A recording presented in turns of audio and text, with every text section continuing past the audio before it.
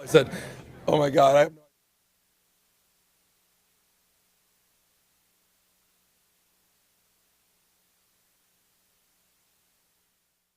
Chair, you have a live mic. Good morning. Welcome to the County Commission meeting of June 24, 2025.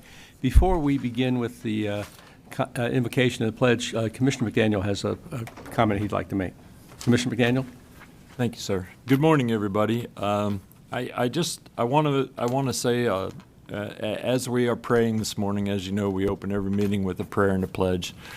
I just want to add in two families for us to add into our daily prayers. Our deputy county manager his family is suffering right now. There's a very ill family member with our deputy county manager, and I'd like to add our deputy county manager and his family into the prayer. And our previous county manager, Mr. Oakes, Leo Oakes, his daughter has been diagnosed with stage 4 cancer, and 42-year-old woman with two children. And I'd like, if you can, as we're going along, we all pray a lot. We all pray and add these folks into our prayers for blessings and peace. Thank you, sir. Certainly. Well, we have Pastor Tim Reed with the Fairway Bible Church, who's going to get us started with the pledge, and with the prayer, and following the prayer we'll have the pledge that will be provided by the Daughters of the American Revolution. Good morning. Good morning. Let's pray together. Heavenly Father, this morning we come before you at the start of a new day and recognize our need for you. God, our need to depend upon you for wisdom, for direction, for strength, for power. Lord, this morning I pray for healing for our land. God, I pray that you would heal the divisions that exist among us. Father, I pray for a spirit of unity to pervade not only our county, but, Father, our state and our country as well. Father, may we be united behind what is right, and may we stand firm against tyranny and evil. And, Lord, this morning I just ask that you would lead us and guide us by the power of your Holy Spirit. I pray for our council members this morning, dear Father, that you would illuminate their minds, that you would give them wisdom beyond themselves as they make decisions that affect many, many lives. And Lord, this morning I pray for the families of those that are hurting. Father, for those family members from our deputy county manager, and Father, for the young lady that was diagnosed with stage 4 cancer. Lord, we don't always understand your plan. We don't always understand your ways, but we know that you are a good God that loves us. And so we pray today for these individuals. We pray for your healing hand upon them. I pray for their family members, dear God, that you would just wrap your arms of love and grace around them and give them peace. Father, I pray too for just a sense of love and unity among us. And Father, we live in a land where we can choose to be anything that we want to be. Father, I pray that we would choose to be kind to one another, and that we would show your love, and that we would reflect the love of Jesus with everyone that we come in contact with today. And I pray these things in the name of your Son, our Savior, Jesus. Amen. Amen.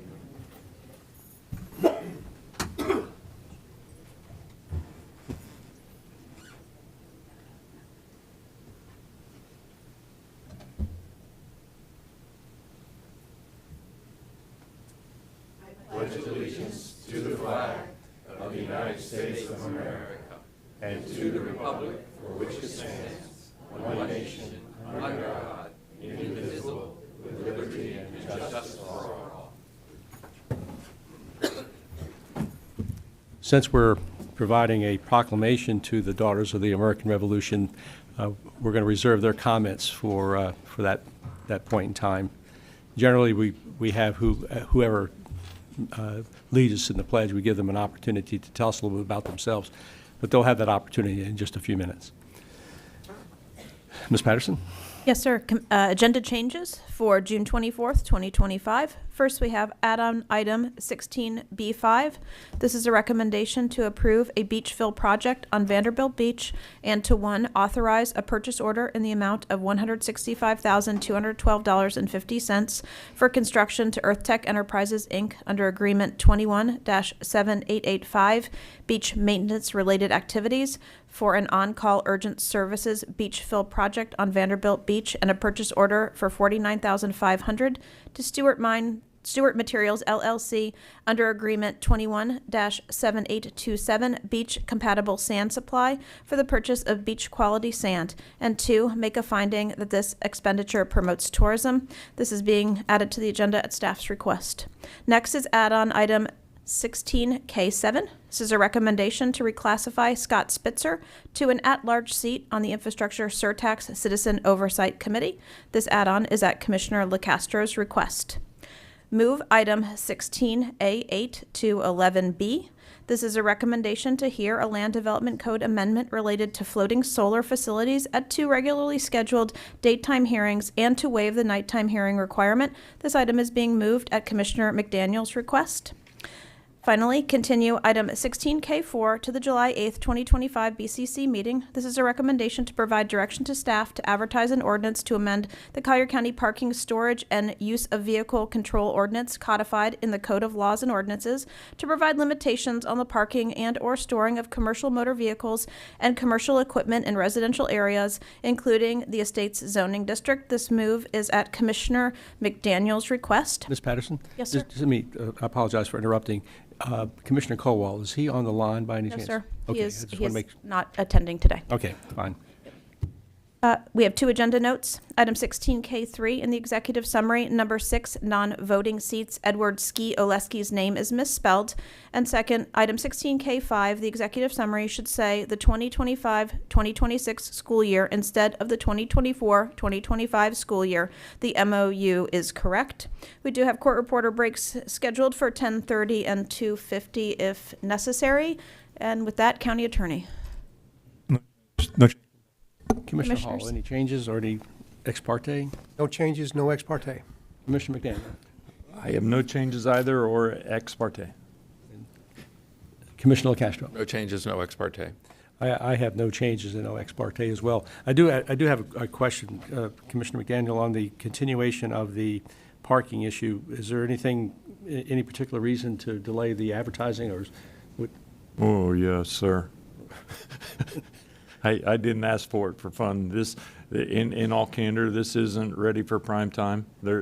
We have actually, I, along with senior staff, county attorney, code enforcement, we have a meeting today at 4:00, and we're going to go through the ramifications of this and some suggestions that I have. All right, so this will come back on July 8th for the purpose of authorizing advertising. Advertising, yes. And ultimately, it'll come before us during our second meeting, probably in August, or first meeting in September. Is that- Plus minus, yes, sir, depending on how the meeting this afternoon goes and how we get through the balance of the language adjustments. All right.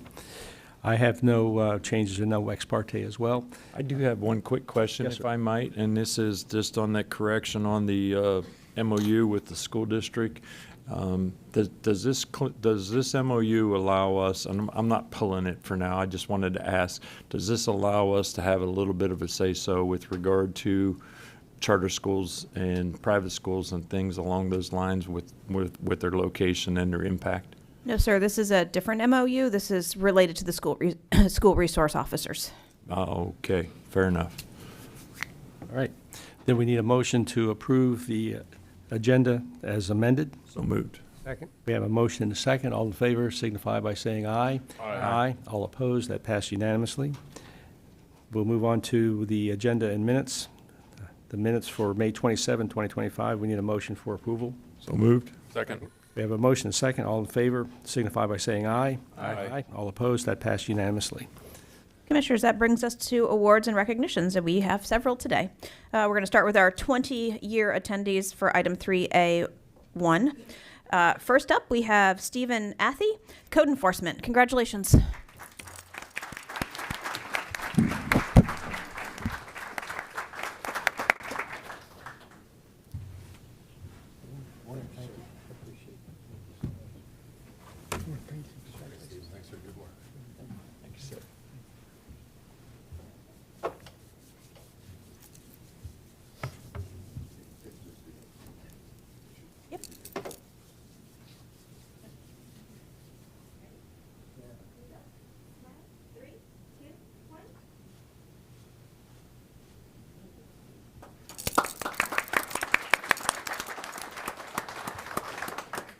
Next 20 years, Barbara Shea, Pelican Bay Services. Congratulations.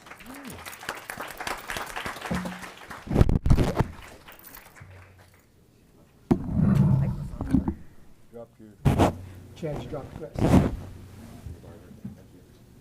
morning. Thank you.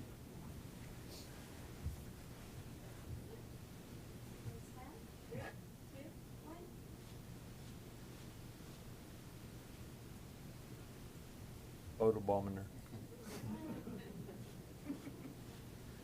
Thank you. Thank you.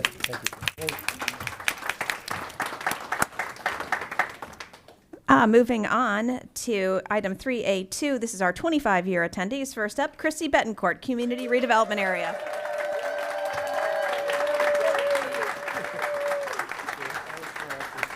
Good morning, congrats. Who's running the office, right? Yeah. We shut it down for a couple hours. Oh, I don't know. Wait, one second. I don't know. I'm not sure about this. Okay. 25. 25 años. Here we go. 3, 2, 1. Sorry, my social media page. Let's go. I was wondering why there were so many people here. I know it.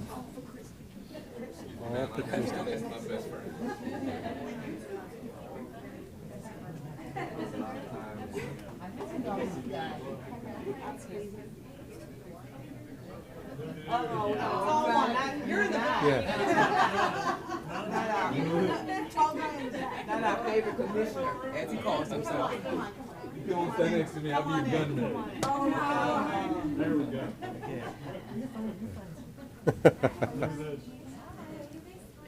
Alright, here we go, guys.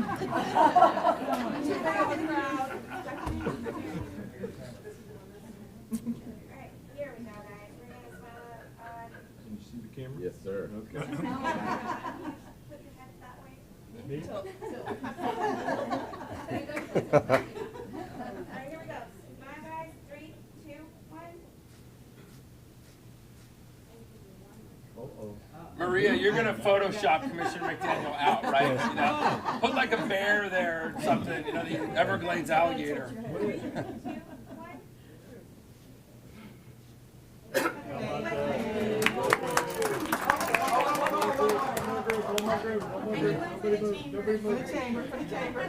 Nobody move. Go smile. Go. There we go. Yay.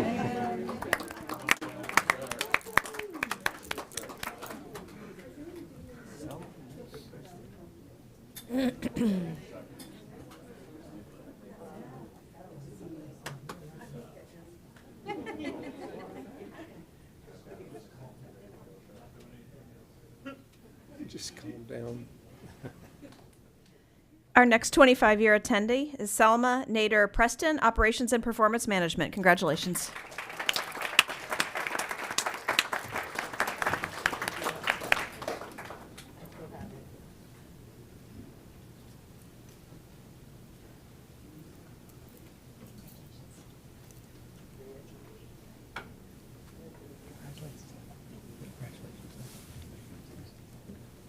Let's get her a piece of paper to stand on.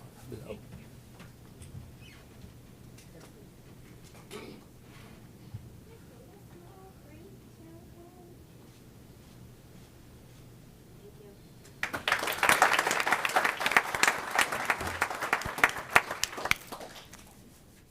25 years, Philip Snyderburn, Solid and Hazardous Waste Management. Congratulations.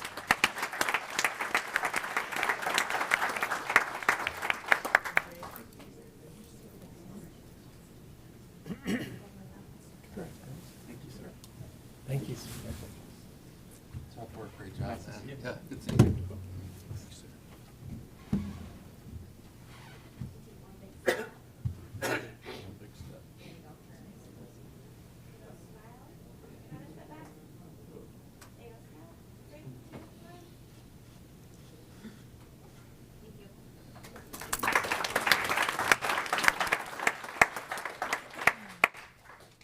Moving on to item 3A3, these are a 30-year attendee, Carol Ann Adams, Library. Congratulations.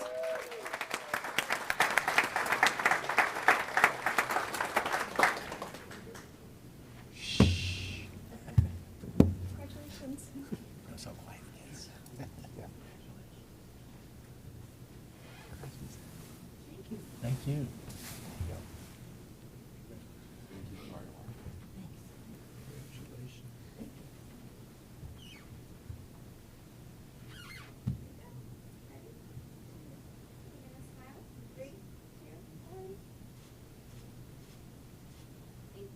There's more coming. At least one. Carol Ann's going to have a presentation on the Dewey Decimal System. Okay, it's a 45-minute presentation with 2 intermissions, so everybody keep your seats. All right. Here we go. Smile. 3, 2, 1. Thank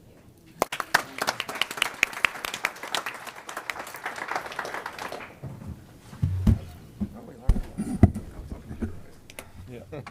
Commissioners, that brings us to item 4, proclamations. Item 4A is a proclamation honoring America's 250th anniversary on July 4th, 2026, Before in everybody- recognition of the Daughters of the American Revolution hang on. Monument donation. Wait, One second, wait. Commissioner McDaniel? Christy, I just want to say out loud before your whole crowd leaves, thank you. We do these recognitions for employees all the time, and I have to say this, that Mrs. Benacourt is the glue that holds Immokalee together. Your efforts, your actions, your care for our community is, I can't say any more than thank you.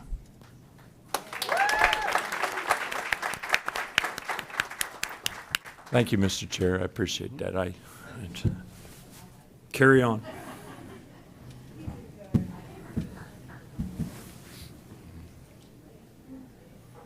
All right. Okay. Back to item 4A. This is a proclamation honoring America's 250th anniversary on July 4th, 2026, and recognition of Daughters of the American Revolution Monument donation to be accepted by Candace Sebring Keller, representing the Naples on the Gulf chapter of the Daughters of the American Revolution. Congratulations.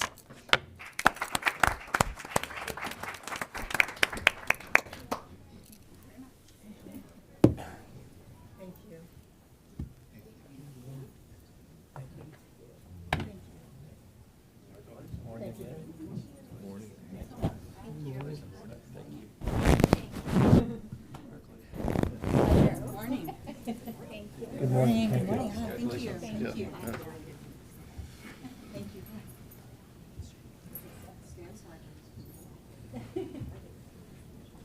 There you go, bookends.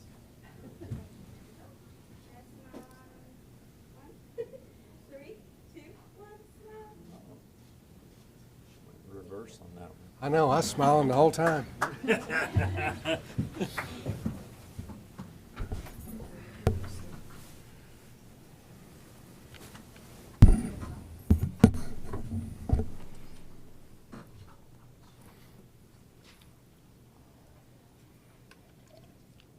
Dawn Knightley.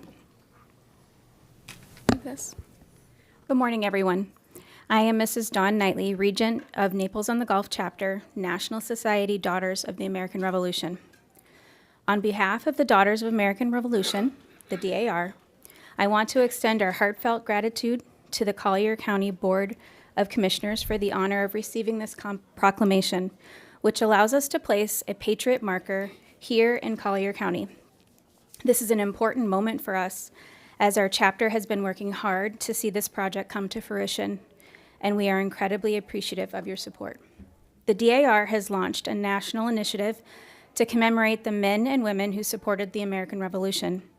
This project seeks to honor those who fought in the war and the countless patriots who contributed in many other ways, whether through providing supplies, offering shelter, or aiding in the resistance. Their sacrifices helped shape the freedoms we enjoy today. As we approach the 250th anniversary of the United States, this marker becomes even more significant. This marker will serve as a lasting tribute to those patriots who may not have received the recognition they deserve, but whose contributions were vital to the birth of our nation. It is a reminder to all of us of the courage, dedication, and unity that forged the foundation of the United States. By placing this marker, we also honor the spirit of community and civic engagement that continues to define our nation. It will stand as a testament to the generations who came before us and the continuing importance of preserving and sharing our history. We are grateful to the Board of Commissioners for this opportunity and look forward to the day we can gather with our community to dedicate this marker. It is not only a gesture of remembrance, but also a call to future generations to appreciate and protect the freedoms we hold dear. Thank you again for your support and for helping us ensure that these patriots are never forgotten. Thank you. Thank you. Ms. Patterson, do we have a location for that? No, we're evaluating the best location either here on campus or at one of our parks. And so we'll come back when we have a final location determined. Yeah, would Freedom Park be it seems that would be a great location for it. It would be. The other location we were thinking about was out by the flagpoles by the courthouse, which is another really nice location as well. So. Yep. All right. Well, thank you. We need a motion to approve the proclamation. So moved. Second. We have a motion second. All in favor signify by saying aye. Aye. All opposed, that passed unanimously. Thank you, Commissioners. That brings us to item 7, public comments. Good morning. We have 10 registered speakers for public comments. I'd like to ask the speakers to queue up and use both podiums. Also, you have 3 minutes. You will hear one beep at 30 seconds to go. Our first speaker is Jerry Rutherford. He will be followed by Ken Keller. And just for the speakers that are coming up, this is an opportunity for people to speak on subjects that are not on the agenda or not coming up on the next agenda or so. You may not get any response at all from the commission. That doesn't mean we're not listening. It's just that we generally move forward with these fairly quickly. So, Mr. Miller. Rutherford.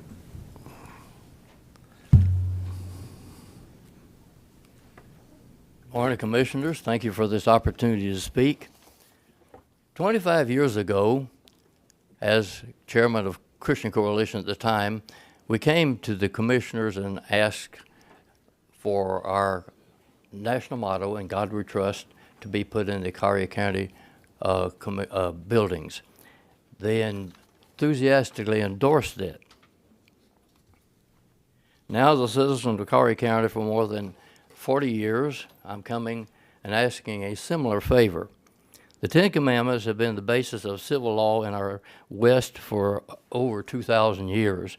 Our founders established our laws on the basis of the Ten Commandments, and we would like your permission to place the Ten Commandments in the Collier County government buildings.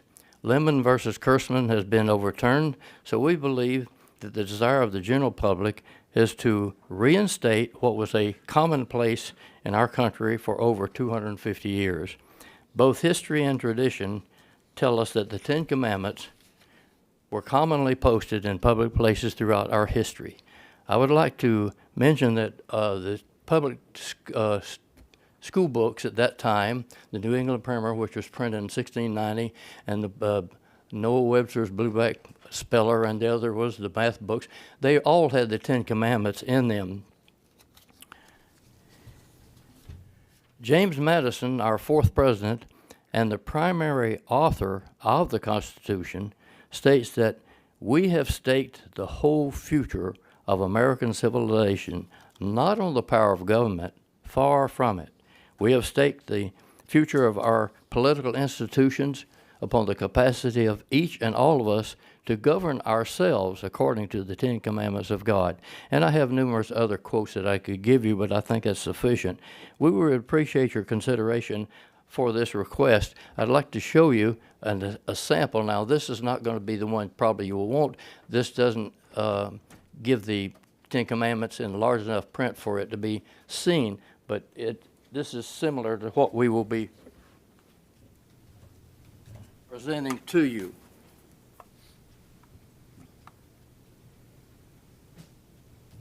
We need it in larger print, and so I'm just asking to have this put in the Collier County government buildings. Thank you. Thank you. Mr. Miller, my machine here is not working.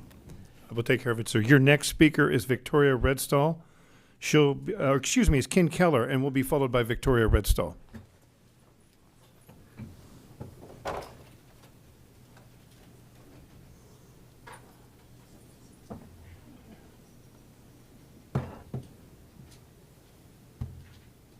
Thank you. I too am speaking on behalf of putting the Ten Commandments in the public buildings, just like we did the national motto. Now, the common use of the Jeffersonian principle of separation of church and state, of keeping, has been turned on its head. Instead of keeping the government of the church as intended, the government out of the church as intended in the Jeffersonian letter of response to Danbury Baptist Church, is now being used to block foundational Judeo-Christian principles out of not just government but schools and public institutions. And here's what the First Amendment reads: Congress shall make no law respecting an establishment of religion or prohibiting the free exercise thereof or abridging the freedom of speech over the press, and etc. These principles are being systematically marginalized in our culture, leaving what if we now must be protected from religion and our historical worldview. The Judeo-Christian principles in the Bible are demonstrably foundational to our system of governance, indeed to our culture in general. That they are assumed, whether you're a believer or not, simply to be true. The biblical worldview on which our nation is founded is systematically, tightly woven, and consistent, in spite of how often misapplied by its inheritance. More importantly, they are a window into the very heart of God, in whom we claim to trust in our national motto. Excuse me. The national motto, the Pledge of Allegiance, as well as numerous other founding documents, all mention God. The Ten Commandments are even etched into most of our historical government buildings in Washington, D.C., including the Supreme Court. The Ten Commandments have become, over time, therefore, less of a biblical expression of a particular religious denomination than a founding principle of our nation and, indeed, Western civilization itself. This is why it should be prominently posted beside our motto. Thank you. Your next speaker is Victoria Redstall. She'll be followed by Adrian Redstall. And for the members of the commission, this display is not working at the moment, so if you do want to speak on anything, just let me know. Yeah, that would work. Commissioners, I'd just like to share my experiences that I've had with the Naples Wildlife Conservancy. Going back 3 years with a perfectly healthy blue jay. 1 week after I took him there, he was dead. Same with a very healthy rabbit. 2 years ago, I took them there because everybody says it's the one-stop shop, the only place you can take a wounded or an abandoned animal. Hence, when a newborn squirrel arrived in my feet, because God puts them in my feet, on September the 1st of last year, I didn't take it to the Conservancy. Let me interrupt for just a quick second, if you sorry. don't mind. Slow down just a little bit. Sorry. I know the reporter is having a hard time catching everything, but quite frankly, we are as well, because you are going really fast. So Just don't want got plenty of time. Thank you. Hence, when I had a newborn squirrel arrived at my feet on September the 1st of 2024, I didn't take it to the Conservancy, and I raised it on my own, in my bra, at the shops, everywhere he went with me. I got him a cage until I set him free in the wild. I now see Lucky the squirrel every day in the wild with his family. This might be petty to you, but it's not about the squirrel. It's not about the raccoons, which I'm getting to. This is a much bigger picture with the evilness of the Naples Wildlife Conservancy. I am very concerned with their lack of transparency and the accountability. On May 19th, I took abandoned newborn raccoons to the Conservancy, reluctantly. I asked if they could please just call me when the time came for them to be released. The female vet checked them in, very rudely said to me, they won't be released for at least 10 more weeks as they are newborns. We don't have to call you, it's not in our policy. I said, well, could you just please call me so that I can show you where I found them? On May 27th, that's 8 days later, I left a message for the female chief programs officer to just please call me with an update on the raccoons and to confirm she will be calling me when they get released. I also said that at that time I had a donor recently come in and give a huge amount of money in my name specifically for the welfare of the raccoons that I'd brought in. She told me that it is not their policy to call me and I might only get a phone call if. She said the word if they make it To which I responded that I know very well that they will make it because I have living proof that they will. Because I knew that I did keep one back. I didn't realize it was against the law, and I've learned from it. But I did keep one of those raccoons back. I kept a sibling. So I said to this woman, if they don't make it, I will expose the Naples Conservancy for not taking care of their animals, which everyone has said for years, but I never had proof until now. She then checked me out on social media, realizing I did have that sibling, and he was getting bigger and stronger every day. She saw that I had a huge following on Facebook, and people were enjoying the growth of this baby raccoon. Everyone was made happy in my neighborhood, my friends, my family, social media. Even the day when his eyes opened on the 3rd week, I shared that on social media as his eyes opened and looked into the eyes of my mother and myself. Within 3 weeks, on June the 17th, I received a phone call from an officer from FWC calling me to surrender the one raccoon that I'd raised since May 18th for 1 month and 2 days up until that point. He explained to me that 3 women had anonymously complained about me. One of them, I am told, is one of the women that work at the Naples Conservancy. The officer said it's illegal to take a raccoon from the wild, which I didn't know, because they are rabies vectors. I have learned this now. It's illegal to rehab a wild animal without licensed rehab, but he asked me to surrender the raccoon to the Conservancy, which I did right away. I had documented the raccoon's weight, food intake, and sleep patterns. He was in perfect shape when I surrendered him, even slightly overweight.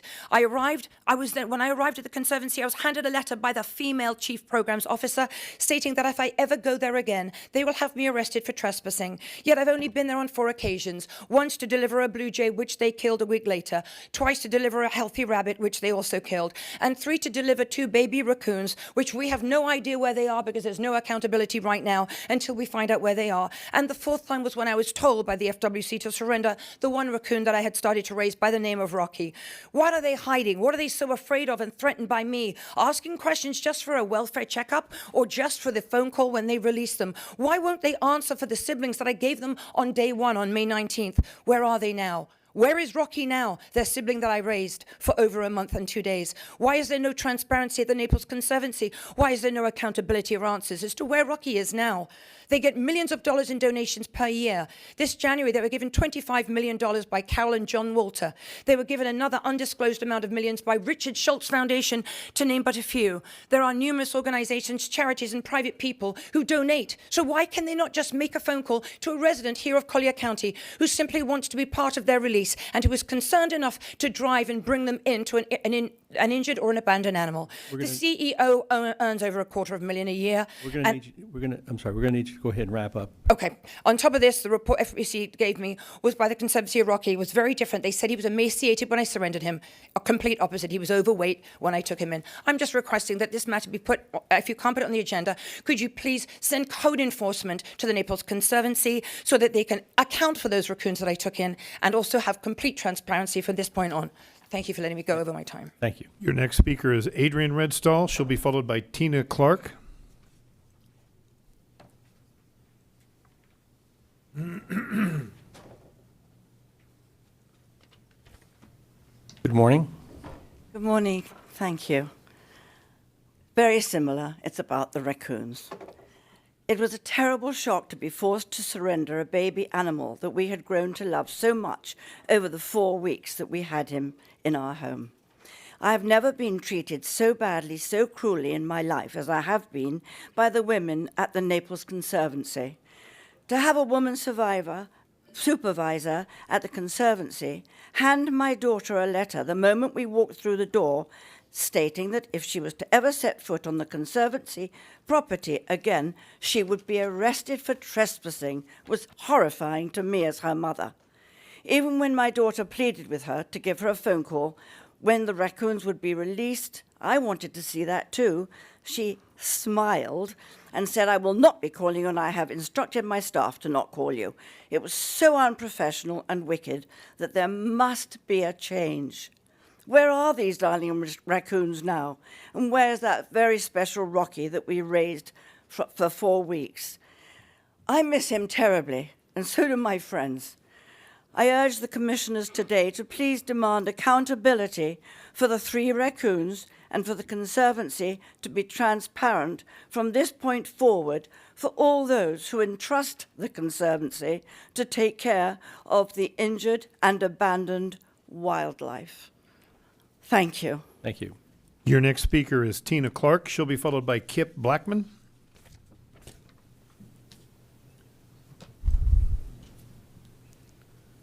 Good morning, commissioners. Good morning, citizens. My name's T. Clark. I have been a rescuer pretty much all my life with the ASPCA, our coalition here, Florida Stark. I love these organizations. I saw everything that's happened with this situation and saw the raccoon. He was in great condition. My problem with the situation is, one, I can't imagine why someone wouldn't want to educate all of us on how to rescue. You need to direct your comments to us. Okay. And you need to stay on the microphone. Okay. I can't imagine why they wouldn't want them to be educated when it comes to wild animals. I don't have a lot of education. I would be happy to learn. The second is how we treat our senior citizens. When I was raised, it was to respect seniors, respect animals, respect pretty much everyone around you. So that really saddens me that they took an opportunity and changed it into something very ugly. I pray that Rocky's doing okay, and I hope that we get some answers. I realize that because of the organization that it is, they may not be required to give us any, but something stinks here, and it's not Rocky Raccoon. All right. Thank you. Your next speaker is Kip Blackman. He'll be followed by Scott Shell.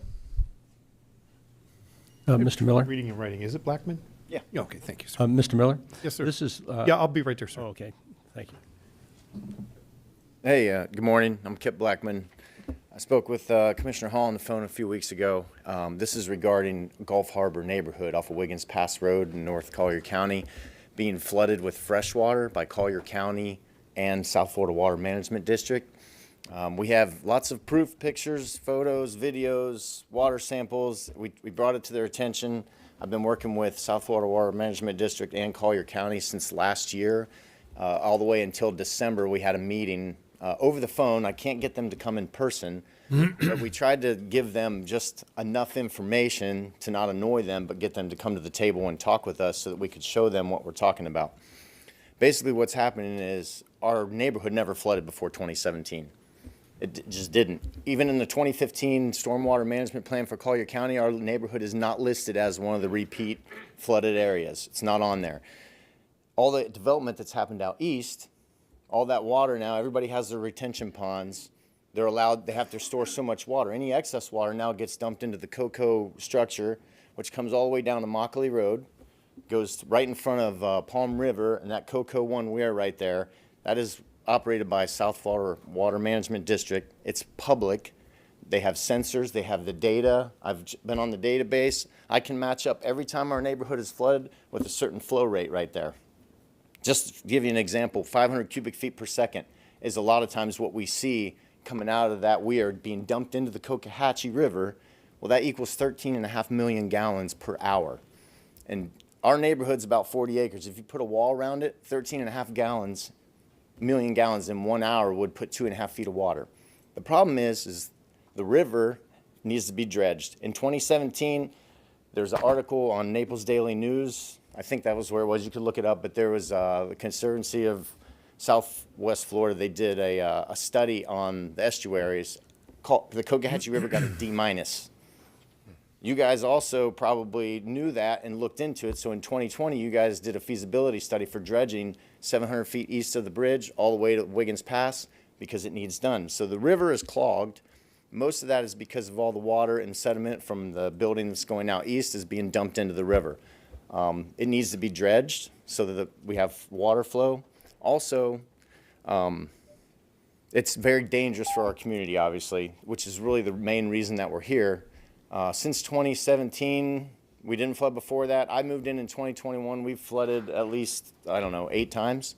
I've had anywhere from 6 inches, 9 inches, 29 inches, 44 inches, and this is all after Ian. Ian, we had 8 feet in the neighborhood. Obviously, Ian's an anomaly. But the other times, the storm could be 200 miles. It was still down by Cuba, Debbie. And at a high tide of 2.5, we got flooded. It's a 2.5 tide right now, and it was yesterday. There's no water in our neighborhood anywhere because they're not releasing water. When they release the water through the weir at the wrong time, incoming tide or strong west wind. So really there's 2 things we want. We want the river dredged, actually 3.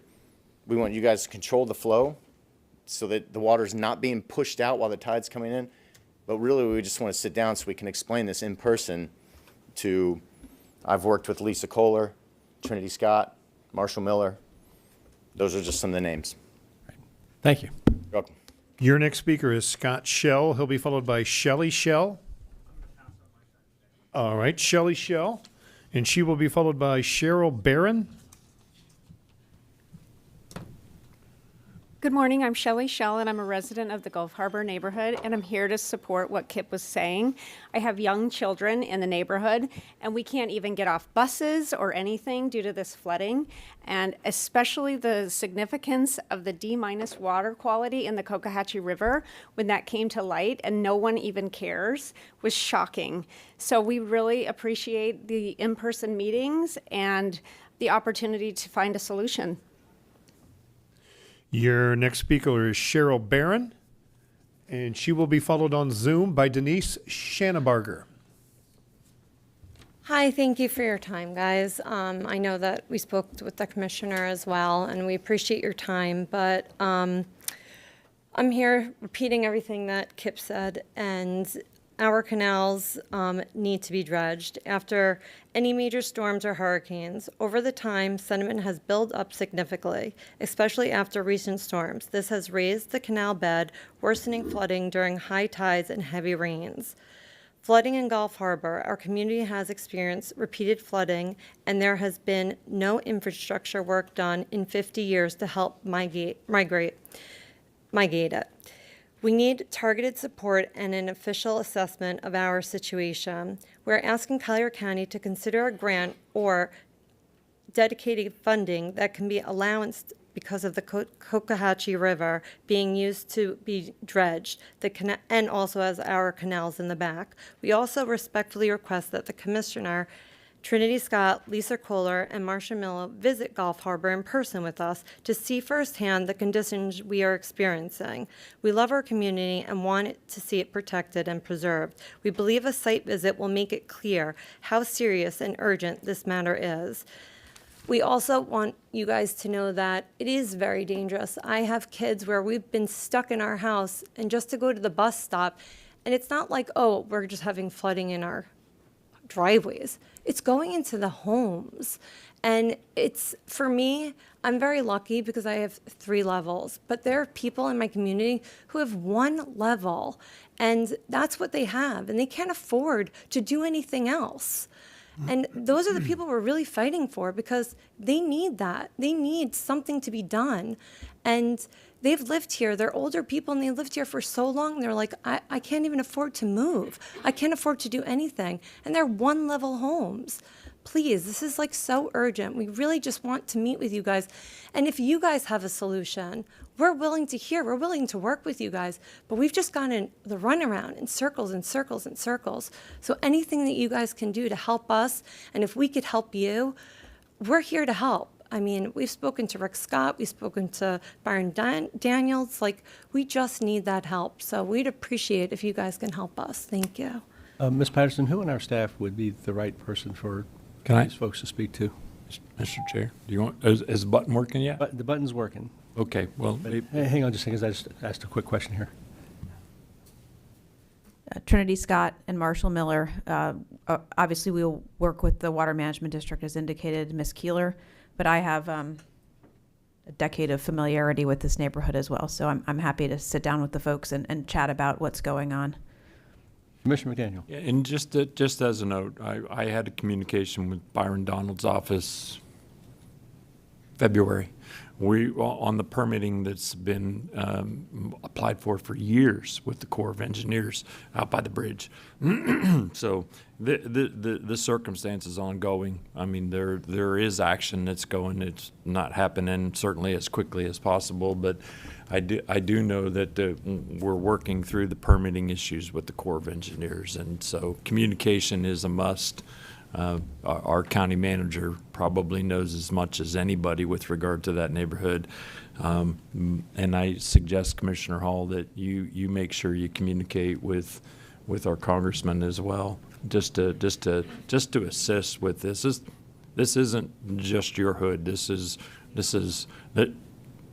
This is a circumstance that's going on throughout our entire our coastal community with the tannins that have come in and silted in our waterways all the way across the board. Your final registered speaker for public comment is joining us on Zoom, Denise Schannebarger. Denise, you're being prompted to unmute yourself if you'll do so at this time. Denise, I see you've unmuted. You have 3 minutes. Oh, hold on, Denise. I'm sorry. I need to change a setting on my end. We're not going to hear you otherwise. All right. Now, Denise, if you'd start again, please. Hi, good morning. Good morning. I hope everyone is doing well today. I would just like to discuss the fact, much like Kip had said, this has been going on since 2017. After Irma hit, we had about 13 inches in our neighborhood. Prior to that, we had nothing. Our streets would flood, but never would it come into our homes. After Hurricane Ian, which was an anomaly, yes, we had 8 feet in our homes. People that were in lower lying homes lost everything. Everything, just one story, all their things were gone. Since then, we have flooded 8 times. Like Kip said, it's been anywhere from 8 inches to 16 inches to 4 feet. And the majority of this water is fresh water. We've checked it. It's not coming in from the Gulf. We have tried to speak to many people, and we've gotten nowhere with the county. I do believe he is right. We need to have that river dredged. It is completely silted over with all the development and silt coming from the east. That needs to happen. And from what I've understood, that there is a permit out there, but it has not been approved. And if it is approved, it's another 5-6 years out before anything will be done. But yet the Prairie Hotel had been built there. And just recently they dredged out to have docks. So I'm not quite sure how that occurred. But other than that, we do need to have water management, and South Florida Water Management is welcome to come into our neighborhood and see exactly what's going on when they release the water. And I beg you to help us, because it's been going on way too long, and I really don't want to go underwater this season again. Thank you so much for your time. Thank you. And that is our final speaker for item 7. Commissioners, that brings us to item 9, advertised public hearings.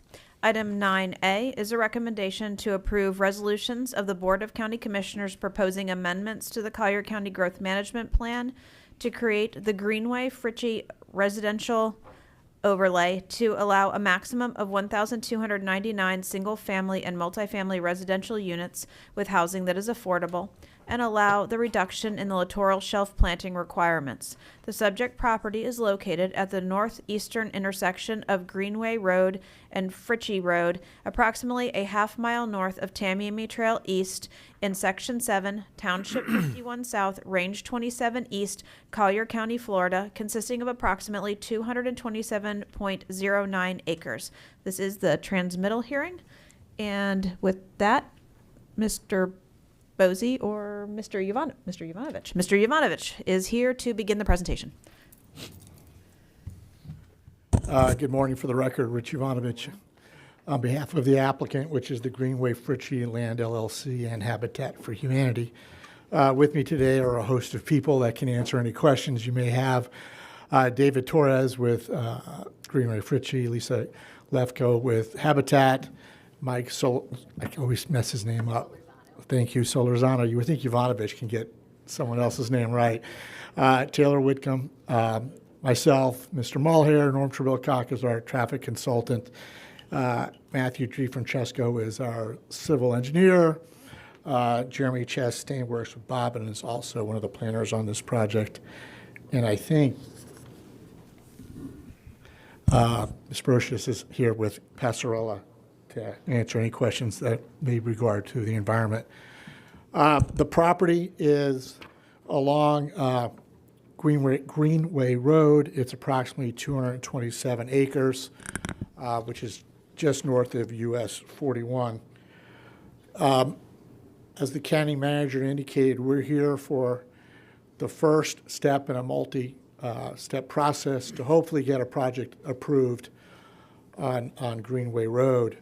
Our request is to create a subdistrict to allow for the implementation of the growth management plan provisions you all adopted in 2023 to allow for affordable housing within the rural fringe mixed-use district. Our request is to allow for up to 5.72 units per acre on the 227 acres. 20% of those units will be income restricted at the 80% and below income threshold, and to address the littoral zone plantings for the project. Assuming we get transmitted, it would go to the state for review, then it would come back to the Board of County Commissioners for the actual PUD rezone consideration. As I mentioned, we are consistent with your growth management plan today with what we're requesting. We are consistent with your land development code and affordable housing density bonus matrix for what we're requesting. The problem is that the land development code has not yet been amended to implement the growth management plan provisions, and that's why we're here today for this growth management plan amendment.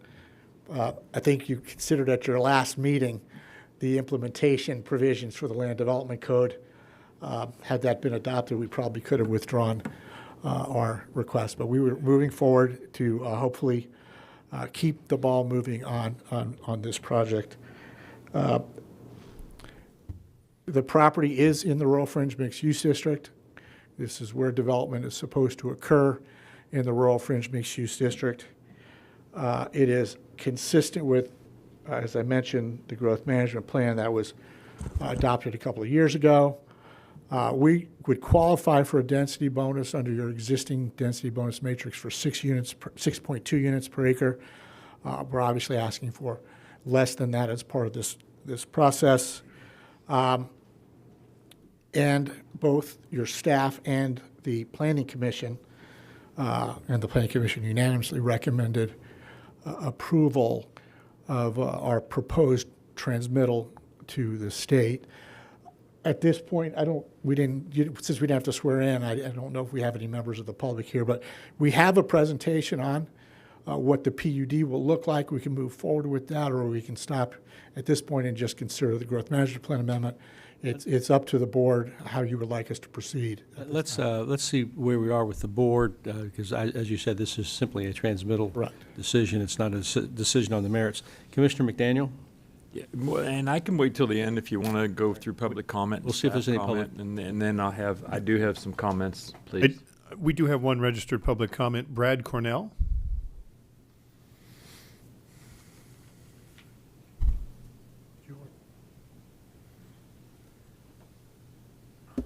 Good morning, Mr. Chair and Commissioners. I'm Brad Cornell. I'm here on behalf of Audubon Western Everglades and Audubon, Florida.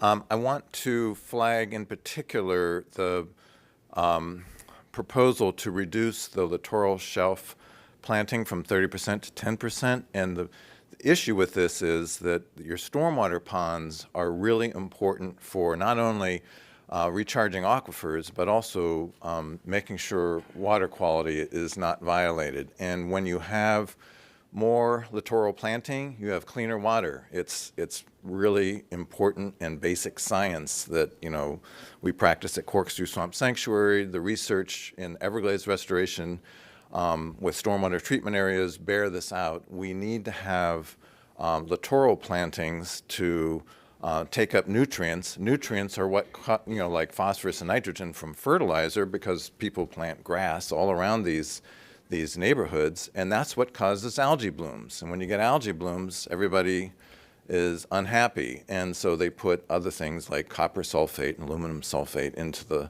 lake, which is a poison, to try and control the algae blooms, and it's a vicious cycle. So the way to break that cycle is to make sure you've got littoral plantings. That was the whole idea in the rural fringe mixed use district, to have 30% of the regulation level of the lake be in littoral plantings. And we stand by that. That should remain in there.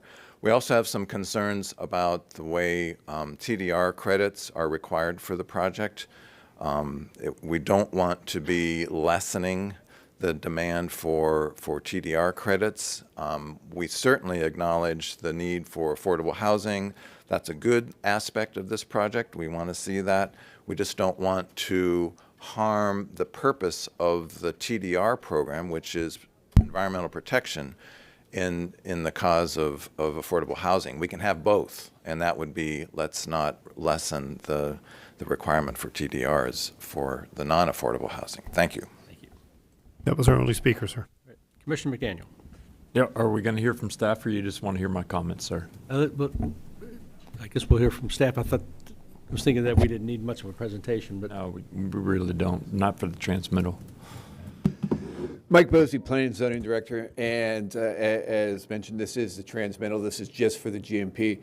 The comments related, Brad, related to littoral shelf plantings, those are contained, or those are deviation within the PED, so you will have that opportunity at adoption to hear those specifics. That's not contained within the proposed growth management plan amendment. This is proposing 20% for affordable housing. Heard by the heard by the Planning Commission, recommendation of 6-0. We did have one speaker, Mr. Lopez, who lived in the close proximity, was opposed to the product, to the proposal related to traffic and water management were his primary concerns. As I mentioned, staff is recommending approval.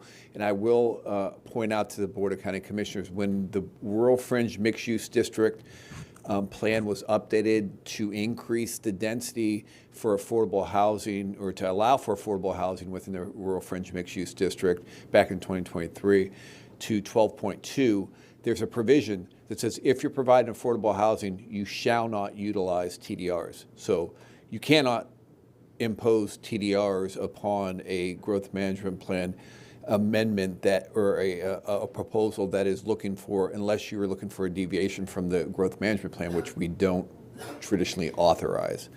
So just to let you know that in the adopted FLU, the provision for the Rural Fringe Mixed Use District prohibits the use of TDRs when you have affordable housing, and that has a relationship to the provision of affordable housing and the need to minimize the cost associated with it. But any questions that you may have, staff would be able to, we'll try to answer. Mr. McDaniel. Well, you hit on my number one issue with what's in fact transpiring here. First of all, I'd like to go ahead and move this forward and make the motion for transmittal. I'd like to make a motion for approval, and then if I get a second, then I'll finish up my comments. All right. I'll second that. Okay, thank you. Thou shalt not utilize TDRs for affordable housing. I expressed a concern about this when it was brought to us back in 23. It could well be why we haven't amended the LDC and things that we need to do in order for this to be a regular process. But I am expressing concerns today with regard to the lack of the consumption of TDRs and the value of those TDRs. Those TDRs were offered up to folks that were designated as sending area, in some theory of compensation for the lack of property rights that went away when the Rural Fringe Mixed Use District was established. And so I would like for us at some particular stage to have some discussion with regard to the availability of TDRs, how they can be utilized, and allow for a marketplace. And again, we get in a habit of everything all in for and on behalf of affordable housing, and no one argues that affordable housing is a needed requisite for our community. But on the same token, there is a need for the utilization of those TDRs just to maintain the value for that marketplace that was established for the folks that had property rights that were extinguished. My second issue is the littoral shelves. I would like for that to be reviewed as well. Mr. Cornell's comments were apropos with regard to the water quality, the circumstances that come from proper littoral shelves, proper plantings within littoral shelves. I've done innumerable amount of littoral shelves in my day back in the day. So I'd like to have that reviewed. And the third suggestion that I would like to see prior to adoption is, and I know there's some description about some portable power units being moved over to our EOC. That's all great. I would like to see a alternative power source at the clubhouse with this facility. One of the things that astounded me when I came into office in 17 and then Irma hit us was the lack of alternative power sources throughout our community. Not just, I think we had almost 1,000 lift stations that had been turned over to the community by developers that didn't have alternative power sources. And we amended the land development code with that requisite so that lift stations do in fact have alternative power sources. I was informed yesterday that we didn't amend with regard to clubhouses within new subdivisions. I'm not looking to impose any regulation on existing subdivisions. I think it's prudent for minimally all subdivisions to have at least a plug for an alternative power source. The rationale is the blessing that we have when a natural storm event transpires is federal, state, and local assistance.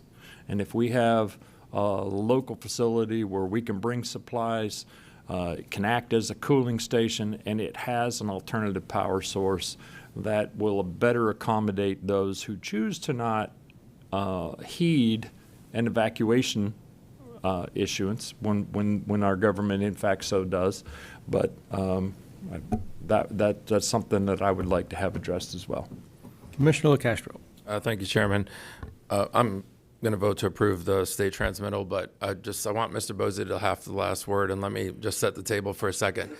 Let's slow our roll, okay? We're not picking wallpaper out, okay, for these units yet. The last time we were in this room and we voted for a state transmittal, all of our emails and all of social media blew up about the idiot commissioners that approved 500 houses to be built on top of an orange grove, which we did none of that, okay? So this is a state transmittal. Haven't seen the project yet in its entirety. We're not voting on what we're doing to the clubhouse or where the roads are going to be, or if we think, traffic. This is just part of the legal process that allows it to go to the state. And then, Mr. Bozzi, I think, just especially from our meeting, and you already touched on it, but I think it's important to conclude what this is and what it isn't. And a couple of the main points are, by us voting on the state transmittal, we're not voting on, at this point, on construction. So we're not, I'm bringing in bulldozers tomorrow.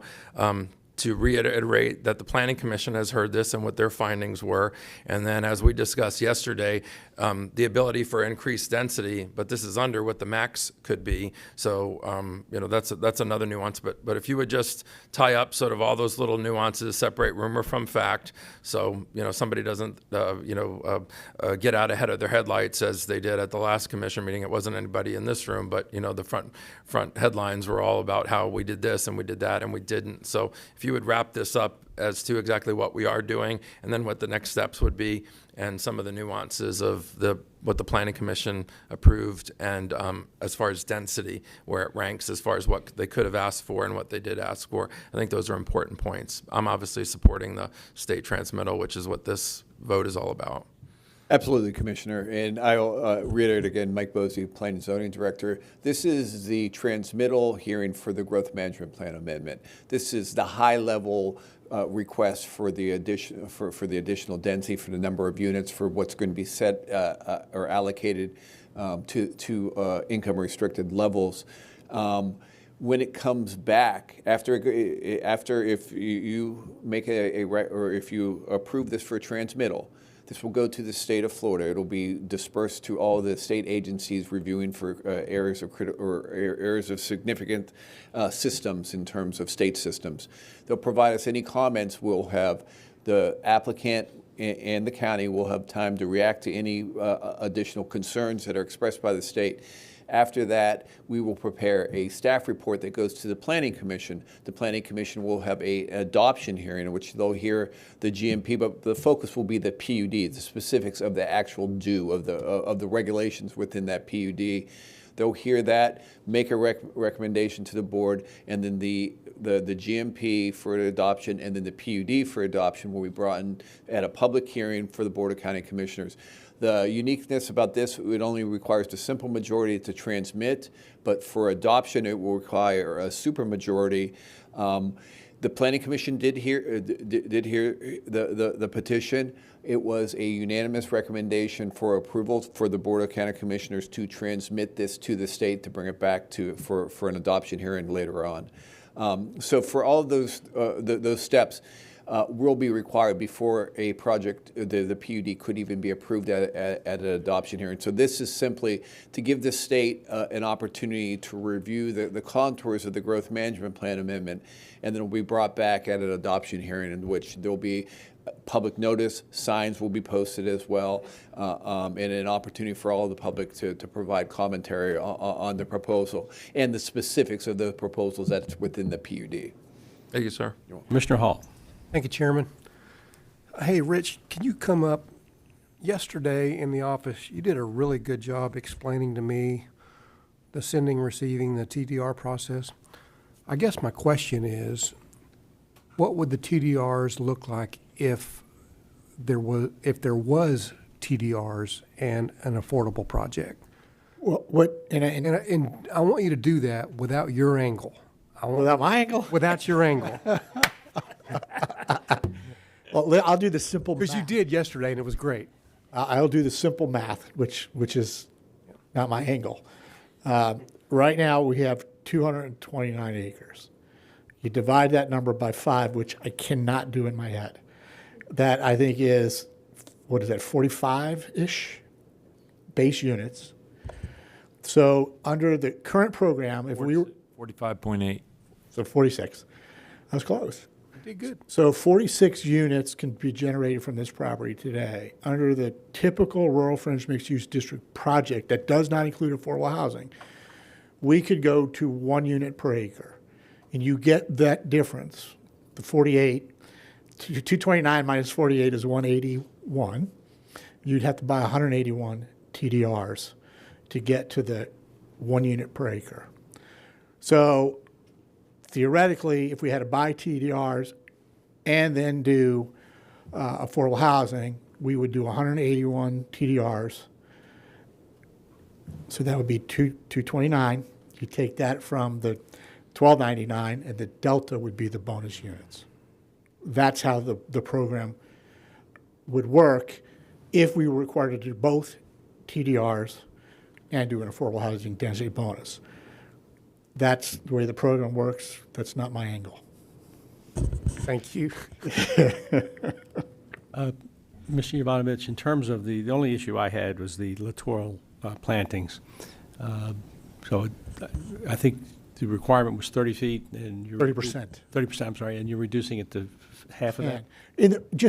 And we can get into the details of this. I prefer to do it after I have a chance to talk to Mr. Cornell between now and the adoption hearing. But in the urban area, the requirement is 7%. Where we came up with a 30% requirement for littoral plantings in the rural fringe mixed-use district, I don't know. I'm being told from the different environmental consultants that 30% is not necessary. I'm happy to talk to Mr. Cornell, hopefully between now and the adoption hearing, to talk about those things. And we can bring all those experts up if you want at the adoption hearing to talk about the littoral zone. Most likely, I'm going to want to hear from the experts, whether in writing in advance or at the hearing.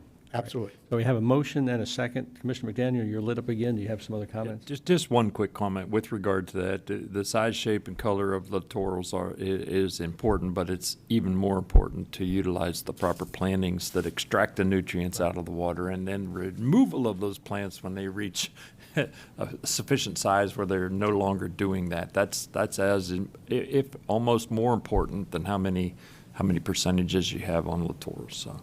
All right, we have a motion and a second. If there's no further discussion, all in favor signify by saying aye. Aye. Aye. All opposed? That passes unanimously. Thank you. Thank you.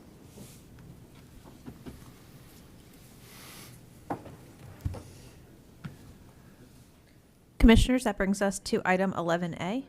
11A is a recommendation that the Board of County Commissioners, as the ex officio governing board of the Collier County Water Sewer District, approve Amendment Number 10 to Agreement Number 04-3673 with Carollo Engineers, Inc. for professional engineering services for design of the Northeast Water Reclamation Facility and Water Treatment Plant Project, updating and finalizing the construction plans, specifications, and bid documents, amending the consultant's rates to provide an adjustment based on the applicable Consumer Price Index increase, approving the necessary budget amendment, and authorizing the chairman to sign the amendment for the net amount of $11,682,939.17. Mr. Jim Deloney, your department head for public utilities, is here to present. Thank you, County Manager. Good morning. I'm Jim Deloney, your department head for public utilities. It is my pleasure to present this item to you. I'm accompanied today with Joe Ballone, the Operations Finance Director from Public Utilities, and my good friend Matt McLean, who is our Engineering and Project Manager for Public Utilities. This amendment today reflects, slide please, reflects the effort we've made over a period of a long time. Those of you that might know where this is located just east of the county fairgrounds, north of Palmetto Ridge High School and the Orange Blossom Branch development. The Northeast project represents, as I said earlier, over 2 decades of strategic planning, and I would like to briefly walk you through those 2 decades of planning to brought us here today. Next slide, please. We began design services with Carollo Engineers in 2004, selecting them for their specialized experience in the water and wastewater infrastructure. In 2010, the project entered hibernation due to the recession, but we as a county acted deliberately. We structured that pause with the Board of County Commissioners' approval to prove our investment that we had made to that date, so that when the time came, we could move forward with final design. By 2015, we extended the agreement to ensure project continuity. And then again, 2017, we reactivated the project for engineering services that supported new development in that region, particularly site planning for utility services, deep injection wells, and the compatibility with the regional park and the recycling center that are adjacent to that site. Next slide. Today, we're at that critical juncture that we all envisioned 20 years ago, and that we have current population projections that tell us that now is the time to advance this program to final design, to meet the service demands that we need in place by 2031. The timeline is driven by agreements already in place with 5 major developments in the Northeast Collier area. These Skysail, Rivergrass, the town of Big Cypress, Belmar, and Brightshore. Amendment 10 ensures we will meet demand by finalizing the construction designs for a 4 to 6 million gallon per day water reclamation facility, a 10 million gallon per day regional water treatment plant, and the supporting infrastructure for both.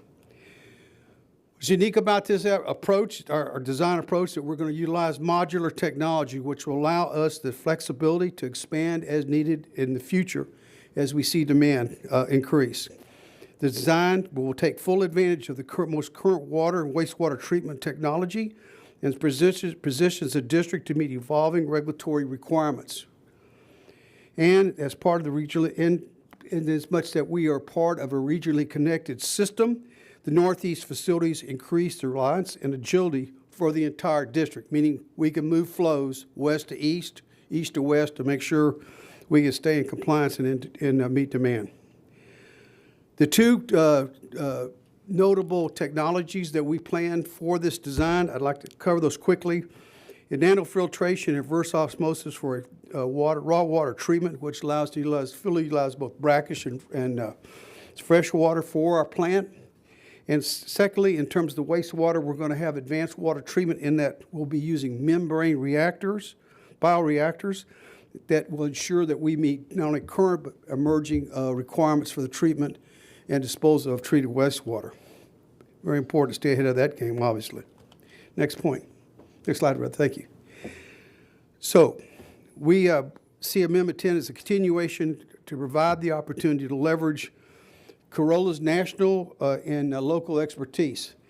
It's a very important fact that the key members of this design team are from our original design team. to include the CEO of Corolla, a firm of over 800 team members located in 42 offices across our country.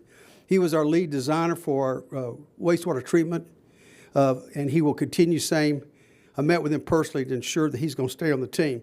I looked at the names of the people that were with us in 2010 and the people that will be a part of the design team for this ongoing effort. Same folks, no bait, no switch. We got the continuity of effort at the expert level, and I'm very proud to say that we're able to do that, because that will give us the best effort in terms of retaining what we've already paid for, as well as leveraging their great knowledge. This will give us reduced time and cost, and will certainly create the right program that we will need not only now but in the future. With Amendment 10, the total cost is estimated at about $32 million. The county has spent approximately $10 million to date on engineering efforts. The current rough order of magnitude, or ROM, for the construction cost for this phase is approximately $438 million. This project is projected to be awarded for construction sometime in 2028. It's very possible economic and market factors will cause this to be higher. A ROM is an initial estimate of the project costs, which provides a general idea of the project's budget with expected accuracy range of -25 to +75. So it's as good as we can make it at this stage of the game, but there's no guarantees given the dynamics of the market, particularly for these high demand items that go into building one of these plants. Calculated as a percentage of the current ROM, the design fee is 7.4%. For a project of this complexity, we consider this to be fair, reasonable, and represents a best value investment for the county. Design costs typically vary project to project based on the project's complexity. I went out and visited Sarasota County's Bee Ridge Water Reclamation Facility, which will be very similar to the one we'll build, same technology. The design fee on that particular facility is 10.4%. So I think we have the right price, we've got the right firm, and we need to move forward. In closing, the strategic approach with the continuity for the Northeast Water Reclamation Facility and Water Treatment Plant has sound physical stewardship and implements a forward-looking treatment solution. We will position us to meet the increasing demand in our Northeast service area. Certainly will allow us to remain in compliance with current and emerging regulatory and treatment requirements. Commissioners, the board has supported this approach to deliver the Northeast program for 2 decades through 9 contractual amendments. Therefore, I respectfully request your approval of this Amendment 10 so we may move forward with the final design and the construction plans. That concludes my briefing, other than your questions. Thanks, sir. Commissioner McDaniel. Yes, I'd like to make a motion for approval, and I do have a comment if I do receive a second. Second. Okay. Can I go first, sir? You've got the floor. Okay. I just want to say I want to just remind everybody in one of Mr. Deloney's original slides, the reactivation of this project came in 2017, and that was no mistake. That's when I came into office. And as you know, I am a huge advocate of especially life-sustaining critical infrastructure and the requisites for the people that we already have, let alone knowing that there's more coming. Well, there was a shift back in the day where if we don't build it, they won't come. That hasn't worked out so well for us. So it's past time for us to be moving forward with regard to the critical life-sustaining infrastructure that we have. When I first came into office in 17, the previous management shared with me we had storage tanks at one of our facilities we couldn't take offline because we didn't have sufficient redundancy in the system to be able to do proper PM and so on. Commissioner Saunders, you and I were party to the acquisition of the wastewater water facilities in Golden Gate City. Again, that was all part of the integration of this system that we direly need for our community and the residents that we currently have, let alone knowing that there are more coming.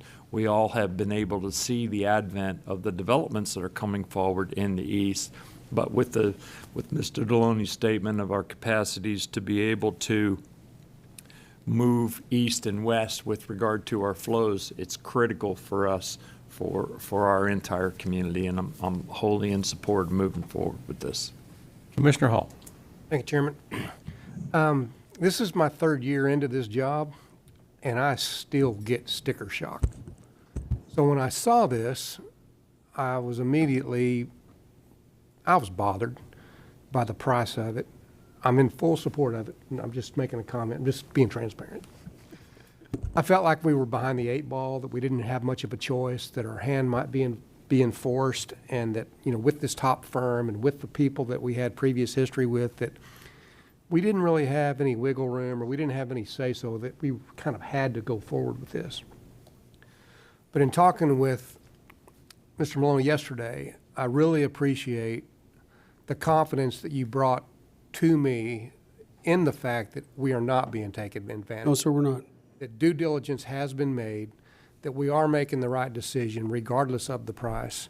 And I just wanted to say it publicly, that I appreciated you building the confidence in me to where if I ever get backed into a corner or I feel like I'm being taken advantage of, bad things rise up in me. All of us. And I just, Dot asked me, she said, "How are you doing after yesterday's meeting?" And I said, "Well, I've been mad 4 times and I've gotten over it 4 times in the last hour." So I appreciate you. Thank you, sir. Appreciate candor. I that. appreciate the candor, appreciate the honesty and the diligence that you did in moving forward with this. Thank you, sir. And I'll echo all of those comments as well. I did appreciate the time that you spent going through this. I have a great deal of confidence that we're moving in the right direction. I've worked with a lot of your team members there over the years, and so I feel very good about moving forward with this, even though it's a big number, and most likely the number is going to get bigger, but it's not going to get smaller. We have a motion and a second. If there are no other registered speakers, then I'll call for the vote. All in favor signify by saying aye. Aye. Aye. All opposed. That passed unanimously. Thank you. Thank you, sir.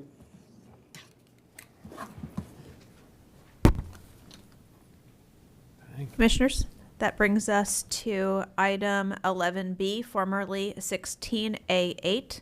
This is a recommendation to hear a land development code amendment related to floating solar facilities at 2 regularly scheduled daytime hearings and to waive the nighttime hearing requirement. This item is moved to the regular agenda at Commissioner McDaniel's request. Mr. Mike Bosey, your Director of Planning and Zoning, is here to present or answer questions. Before we get into that, it may be appropriate to take a quick break. I think we've probably only got about a half hour or so left in the meeting, but why don't we come back at 25 minutes to 11? That'll give our reporter a bit of a break. Down. We are in recess.